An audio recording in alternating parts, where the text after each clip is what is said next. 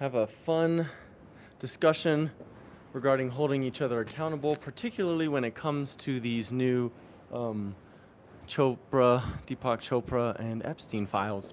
So let's buckle in for 25 minutes and let's have some fun. Share your thoughts, concerns, questions, advice, whatever you want to call it, down in the comments. I want to hear them. But these are just my thoughts, and so I'll share them. So, if you have not already, which if you're in the self-help, spirituality realm, you should have definitely heard that Deepak Chopra has been found over 3,000 times in the Jeffrey Epstein files. And so, I just read a few articles that came out today. I don't remember their names. About holding each other accountable, particularly in the spiritual community. And I thought, well, you know what, I resonate a lot with what these articles are saying, how we must be authentic, be ethical, be moral, just for ourselves, just doesn't matter what anyone else thinks, really, but somebody is observing us. And so, I guess for me, even though I agree that people, especially in that world, have to be held accountable, for every action, there is an equal and opposite reaction. And so this is the reckoning. This is kind of the time when things are coming to light. There is a light that's being shown in the dark spaces, right? There's shadow behind me. I just move. You can see a wood wall. That's our life. Things are going to come to light. And so whether we think we're doing it in secret, over email, through text messages, whatever, all these things will come to light. And we know that we're doing them. At the end of the day, we know that we are engaging in these behaviors. That's the gist of this. When it comes to these articles, I thought to myself, this person, these people are pushing other influencers, let's say Brene Brown and Tony Robbins and Jay Shetty, all these other people that we kind of look up to and revere, to make some noise, to talk about them. Excuse me. But I thought to myself, I understand that this person wants accountability. We all have to have accountability, but sometimes forcing others to take action on your behalf is also kind of, what's the word I'm looking for? I can't see. Sorry, I totally missed a comment. It's just another way of trying to spiritual bypassing. I guess is the lack of responsibility for us. I don't know. It's the first time I've done these in a while. I've not really felt motivated, so I'm just kind of trying to talk it out with you guys. Really, what this just being honest with you, really what this made me think of is self-reflecting. All of these articles, all of these things that are coming to light for all of us, it should be a moment where we self-reflect. It should be a moment where we're looking at the atrocities, if you will. I don't want to say atrocities, but if you want to call them atrocities or wrongdoings, and self-reflecting, looking at ourselves and saying, am I part of this? I had a situation a few weeks ago where I had a client who we had a weird interaction, very strange interaction, and I had to send her home for the day. I said, I think our session is done for today. And after that, in the midst of that situation, I was very mad. I was very angry. I was very what in the world is going on? And so I started saying all these things about her. Started noticing all these irritating qualities about her. But then I caught myself and I said, I have to look at myself and ask, are those qualities that I too can possess? They may not be overwhelming qualities, But can I also be this way? Can I be unmoving? Can I be stubborn? Can I be obstinate? Can I be self-righteous?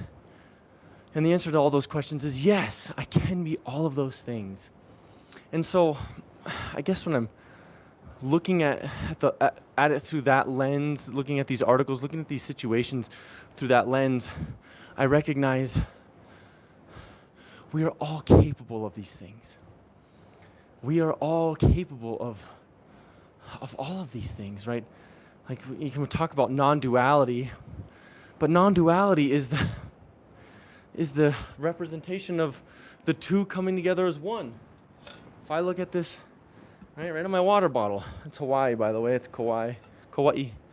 But the yin and the yang, this is who we are. The totality of this circle is who we are. And yet there are aspects that are, maybe we can call them darkness, unwanted, and negative. And then there's aspects that can be positive, richness, blissful, joyful, kindness. And in the midst of both of these are pieces of each other. So this whole idea of trying to convince others that we are a specific way because we're trying to convince ourselves that we are that way, it leads to nowhere. It leads nowhere. It leads, I don't even know what the word is that I'm looking for, but it just leads to your own demise. These situations that are arising, I think for me, are helping me understand that I don't want to should on myself, but I get the opportunity to be as authentic and truly integrate the qualities that I want to demonstrate in my life to the best of my ability. And there are going to be moments when I'm working and I'm with close friends and I'm going to sound a little misogynistic. I'm going to sound chauvinistic. That's something I have to accept of myself. I'm not always going to sound love and light. There's moments where I'm going to be pissed off. You know, there was an incident yesterday with the guy that I work with. His client was telling me that his niece was run over for simply wearing a hoodie in Colorado, run over, and then the man stepped out and decided to start grabbing her and throwing her down and hitting her until an unknown bystander just stopped and said, "Hey, what are you doing?"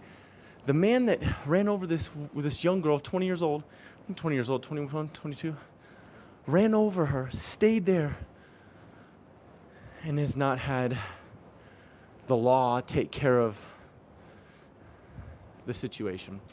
For me, if I'm being honest, that made me feel like if that happened to me, I would go out and I would do something about that to that man. Is that love and light? Probably not. Not at all. It's not at all. But that is the balance of who we are as spiritual beings having a human experience. Like, we have both directing us at all times. We have these biological needs to food, sleep, water, exercise, connection, physical connection, whether that comes in the form of sex or just intimacy, or even touch with somebody that's not a lover. We have those. And then we have the spiritual need, which is this, to express this space within our hearts to the most authentic degree that we can, to share love, to find unification with all beings. It's this uncomfortable duality. And for me, at least, when I'm reading these articles and I'm learning about these teachers who proclaim to be enlightened or awake and have some secret knowledge and understand things, it just helps me self-reflect.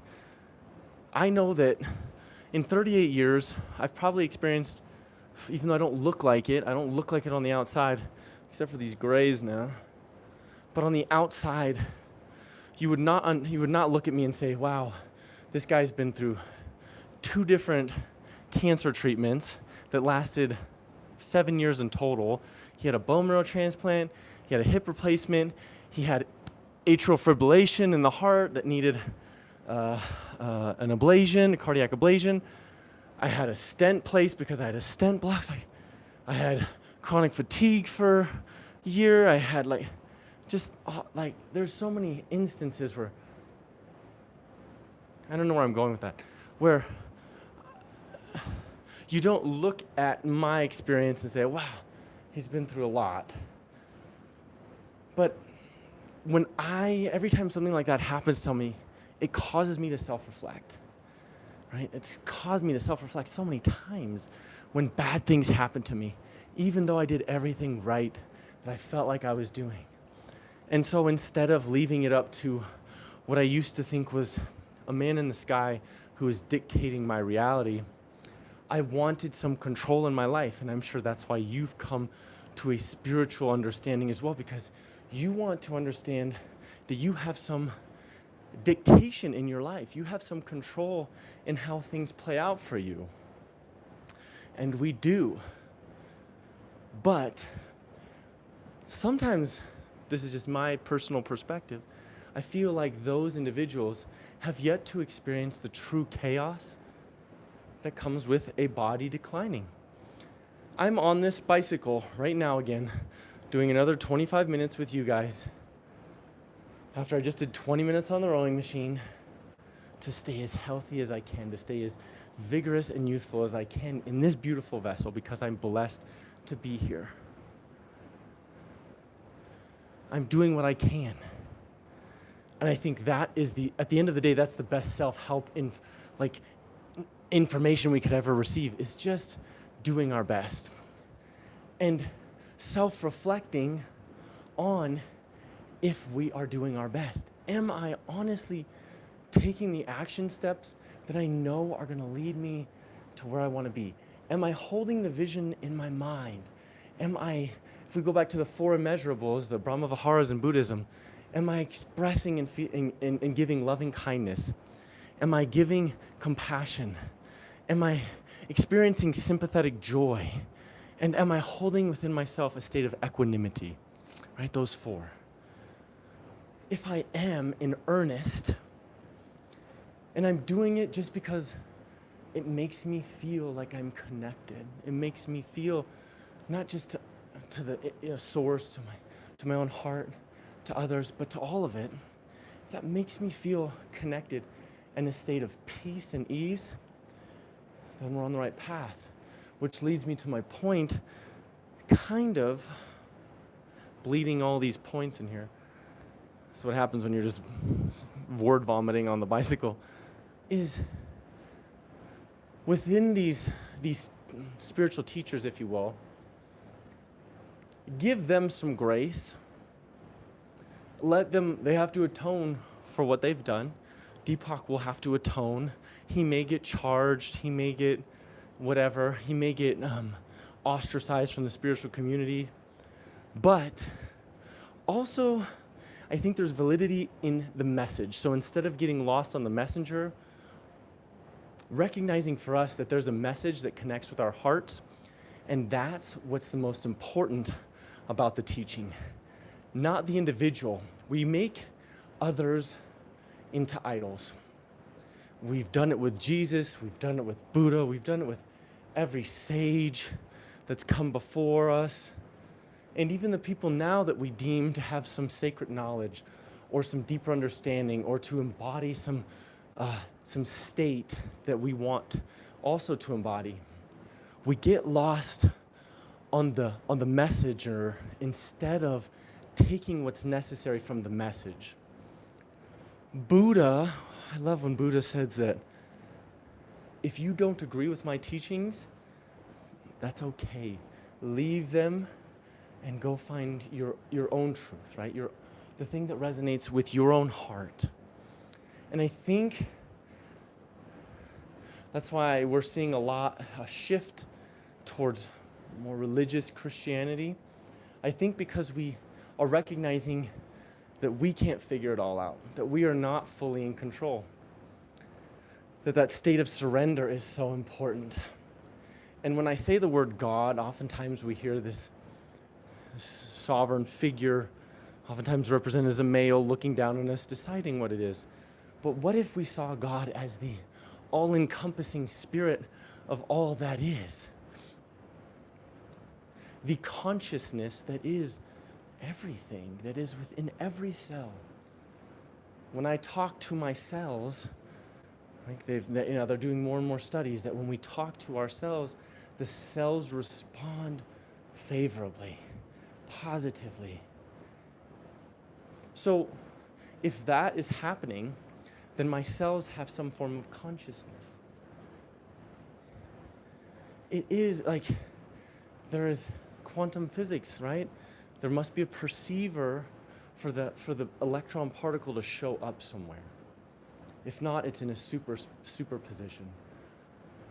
So it's this beautiful blend, this duality, if you will, or non-duality of being here now, recognizing ourselves as an expression of that beautiful divinity.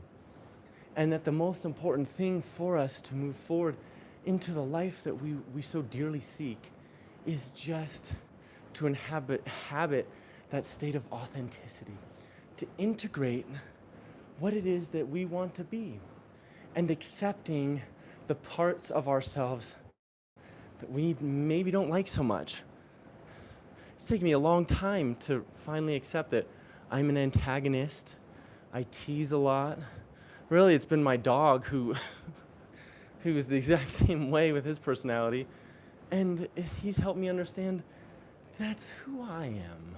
And that's okay. That's part of who I am.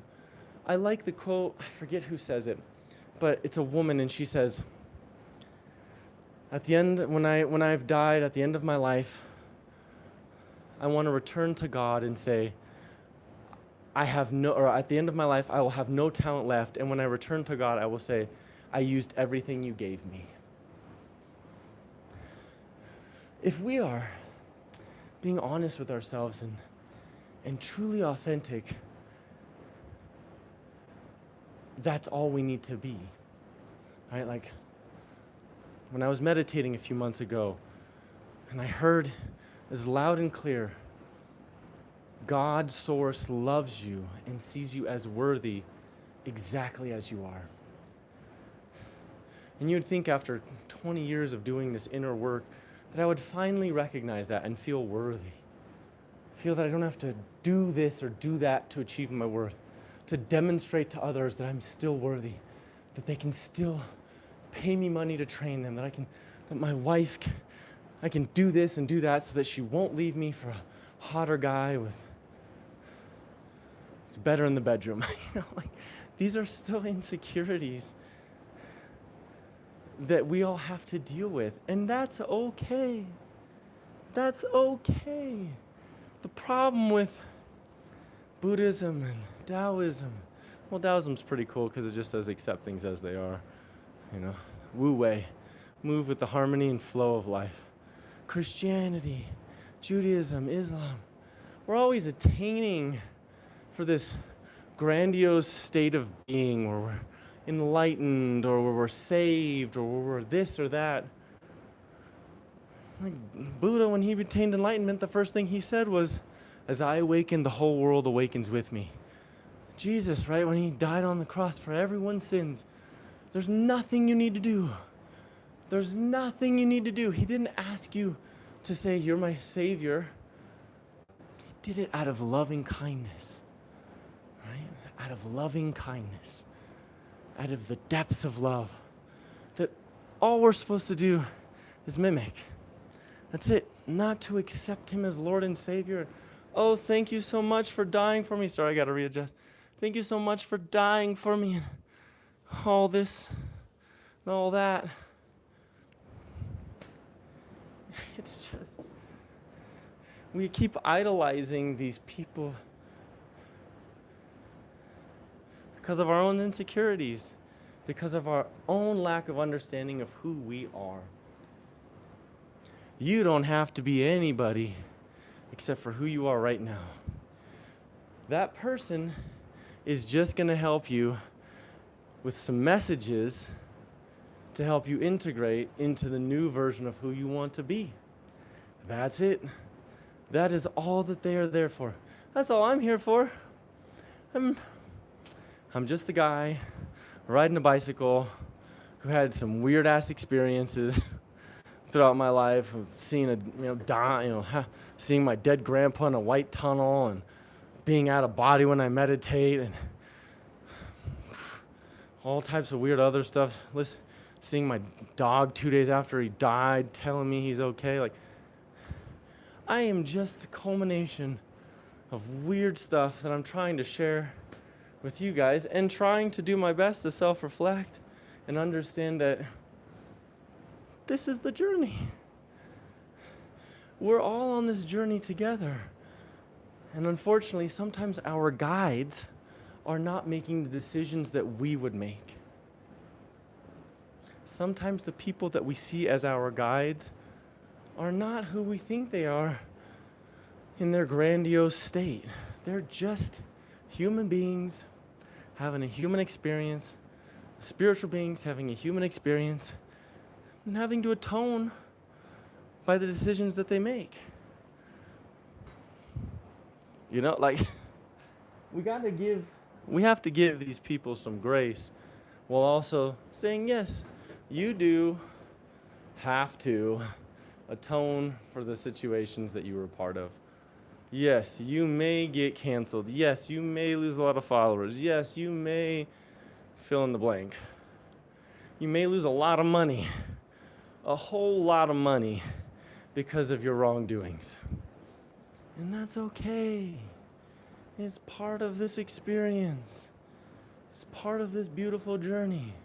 Because for them, and also for us, it is a reminder that they've lost their way. It's a reminder that we forgot to be humble. That's something I've always dealt with.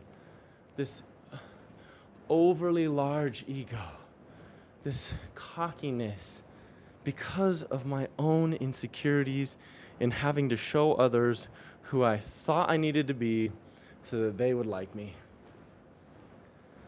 I had to show my parents I was this kid. I had to show my teachers I was doing that. I had blah, blah, blah.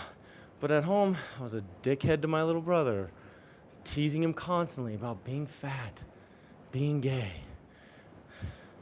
I didn't even know he was gay until he was 15. And that's hurtful. And that's something that I have to deal with. I don't know if he'll ever forgive me, no matter how many times I've apologized. I don't know if he'll ever forgive me. I don't know if he'll ever see that as an honest apology when I do feel that way. Like, I don't know. I don't know. But that's all we can do is, when we know we've done something wrong, apologize for it. When you know we've hurt somebody, apologize for it. And be as real and authentic as we possibly can. It's all we can ever do. And recognize that we're friggin' worthy. Like, even in my cockiness and my cruelness, and I've tried to apologize to all of the people that I've hurt, especially when I was a young kid, because I was a young kid with my own insecurities. And not that that's I was 12 years old, 13 years old. Not that that's an excuse. I have to live with that version of myself and then move forward with it and accept that, yes, I did those things. I was mean. I was hurtful. Granted, these things were coming at me, so it was just me kind of passing the buck. Was it right? No. It was so not right. And maybe my brother one day will forgive me and text me back. Maybe one day he'll forgive me and text me back. Maybe the people that I was hurtful to and called names, maybe they'll forgive me. Maybe they have forgiven me. I'd hope so, but maybe they forgive me and know that I was just a kid too, that I was trying to make my way, that I have apologized because I'm truly sorry. I don't know. We don't know these things. But all that we can know is, can I go forward now? Taking what I've learned, trying to be better, trying to be kinder, trying to embody those 4 immeasurables: loving kindness, compassion, sympathetic joy, and equanimity. Can I inhabit those? Can I embody those, integrate them into my being?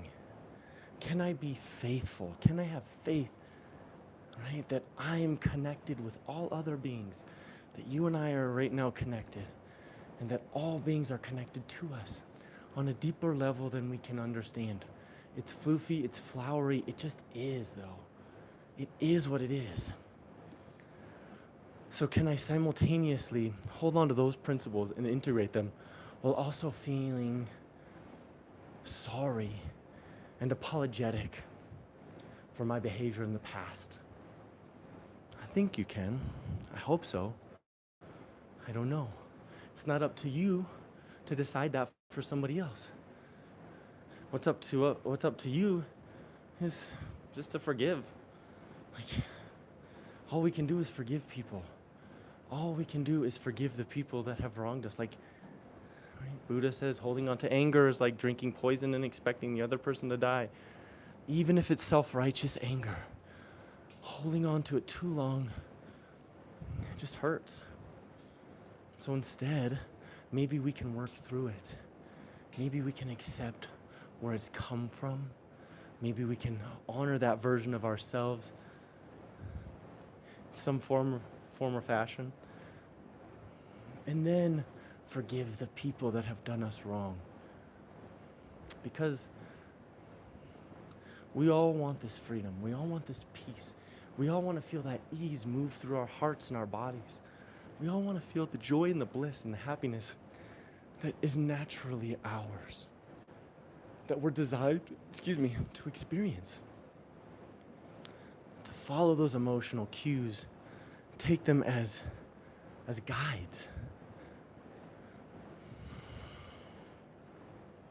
I think if we can do that, we can let the people whose job it is to take care of the other people, let them do their job. And if you feel inspired to be part of that, then I think you should do that. I don't think there's anything wrong with that. I just think that for me, holding on to anything creates more resistance. It creates more chaos inside myself. And I know that when I hold on to too much anger personally, I just suffer. And I don't want you guys to suffer. I want you to be able to work through it, honoring your body, honoring your heart, honoring your mind, honoring your perspective of the situation, and at the end, being able to say, I forgive you because it's important for me, because you and I are interconnected, and it's important for me to find peace. You no longer have to have that peace over me, whether that be your teacher, your guide, anybody. I will walk my path. Thank you for teaching me the skills to get up the mountain. But now it is my time to do it, and I'm going to find like-minded people that want to do it the same way. I don't know. Enough banter, enough of my blah, blah, blah. I appreciate you guys watching. We're going to end it here at 29 minutes. I appreciate you guys watching. And as always, I do want to remind you that how can I let go of the stress? I finally forgave people. Oh, write that one more time. I missed it. It faded out. Let's answer that question. Can you write it one more time? I totally didn't see it. My eyes are so bad right now. I'm so tired. How can you forgive people that what? I can't see the chats, unfortunately. I'm on my phone. Ooh, whoever wrote that, write it one more time. Sorry, I missed it. It'll pop up. I think it'll repopulate. Maybe. Let me see. Let me see. Oh, how can I let go of stress? Okay. Shay, how can you let go of stress? Oh gosh, stress in what regard? Let's have a fun conversation. How can you let go of stress? There's a lot of ways to let go of stress, but in what way?